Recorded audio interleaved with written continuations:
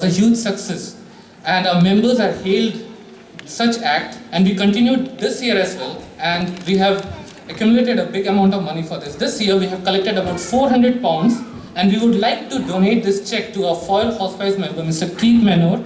And for this, I invite Mr. Mark Durkin to hand over the check to Keith Menor, please. Foyle Hospice.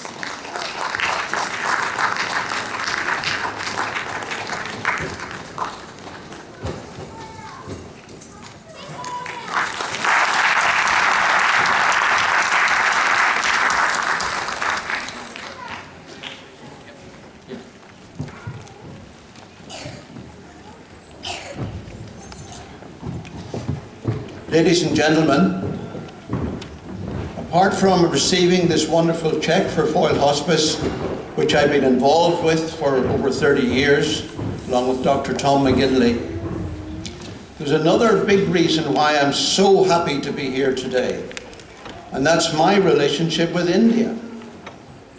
And it's wonderful, and I was tearful seeing these pictures of Kerala.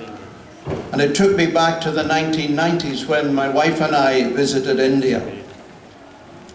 Many of you may know a book called The Irish Raj, which talks about the relationship of Indians to Ireland and vice versa.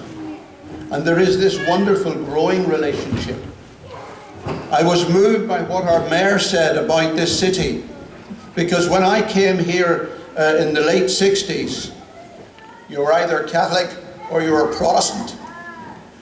And I was asked as a Baha'i, was I a Catholic Baha'i or a Protestant Baha'i? Because there was nothing else that you could be. Now we have so many religions represented, so many races represented. And let's face it, humanity is a garden. And a garden is only beautiful when there are many different flowers in that garden, and not just all roses or all dahlias. My great aunt was an Irish suffragette, and she went to India in the 1920s, and she worked with other ladies to get Indian women the vote. Hooray!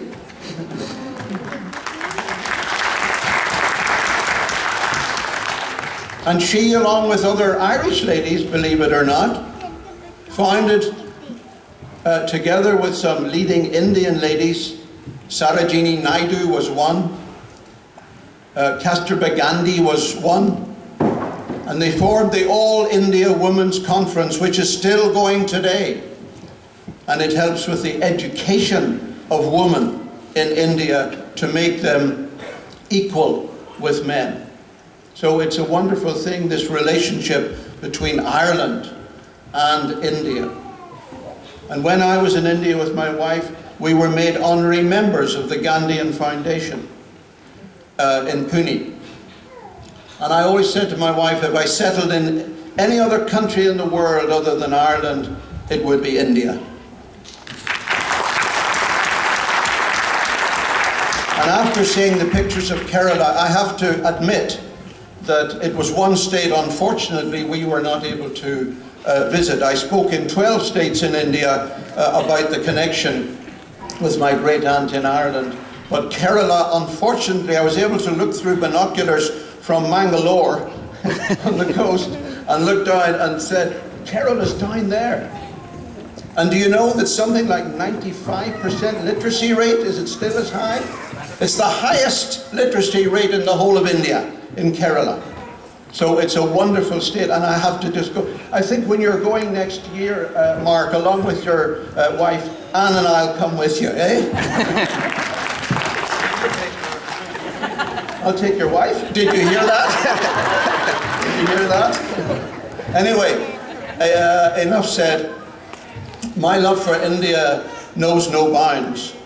And I see now all these different races coming to Derry, and we are making a difference. I always thought in the late 60s when I came, and with the civil rights movement. And now today we're opening up. Derry is known around the world as a city of culture, a city of music. And I think that we can lead the whole of Ireland in the integration of all our cultures and sharing all our cultures together in this wonderful city. Thank you, Kerala. And thank you very much for this contribution to Foyle Hospital. Thanks, Keith, for your gracious word. We'll keep continuing this. Well, ladies and gentlemen, with this, we come to the end of this inauguration session.